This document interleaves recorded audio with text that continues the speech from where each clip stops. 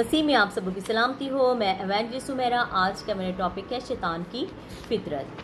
तो हिस्केल 28 बाब का मतालिया करें तो उसमें हमें शैतान की फितरत के बारे में बताते हैं कि खातमुल कमाल था, दानी से ममूर था, उसमें कामिल और अदन में बागे खुदा में रहा करता था और हर एक कीमती पत्थर उसकी कोशिश के लिए था और वो कुबरूबी था, ममसूक रूबी था और साया अफगन था और खुदा के को मकदस पर कायम किया गया था।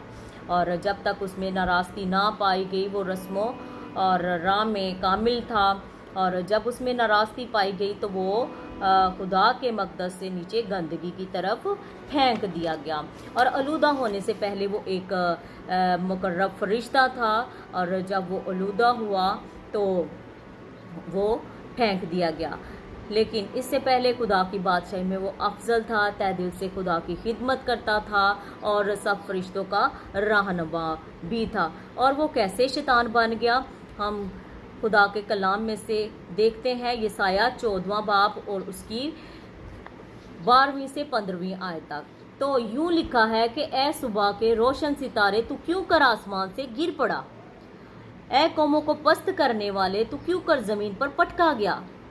तू तो अपने दिल में कहता था, मैं आसमान पर चढ़ जाऊंगा, मैं अपने तख्त को आसमान के सितारों से भी ऊंचा करूंगा और मैं शमाली तरफ में जमात के पहाड़ों पर बैठूंगा। मैं बादलों से भी ऊपर चढ़ जाऊंगा, मैं खुदा ताला की मानिद हूंगा, लेकिन तू पताल में गड़े की तह में उतारा जाएगा। आमीन। और हम देखते हैं कि उसने सबसे बड़ा गुनाह ये किया कि मखलूकात का खालिक बनने की उसने कोशिश की, खुदा बनने की कोशिश की। जिसने उसको पैदा किया उससे भी बड़ा होने की कोशिश की। उसने ये काम अकेले नहीं किया बल्कि उसने बहुत सारे फरिश्तों को अपने साथ मिला लिया। और ये जो फरिश्ते हैं ये नाफरमान फरिश्ते, ये बदरूहे हैं और ये सब रोज़े क़यामत में जो है वो आग में दोज़ख में डाले जाएंगे और ये दोज़ख जो है वो इन्हीं के लिए तैयार की गई है।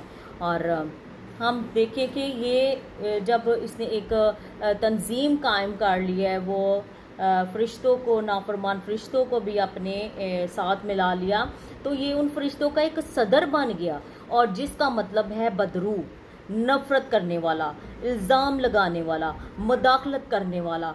तब से ये खुदा और उसकी मुखालफत, उसकी मर्जी की मुखालफत करता आया है और वो बरगजीदों को आलूदा करने के लिए सख्त जदोजहद कर रहा है क्योंकि वो अपने खात्मा के बारे में जानता है।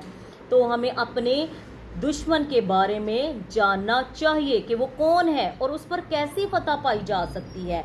तो खुदावंद के कलाम के मुताबिक इफ्सियों उसका 6 बाब उसकी 10 से 12 आयत में जब हम देखते हैं कि गर्ज खुदावंद में और उसकी कुदरत के जोर में मजबूत बनो, खुदा के सब हथियार बांध लो ताकि तुम अबलीस के मंसूबों के मुकाबले में कायम रह सको।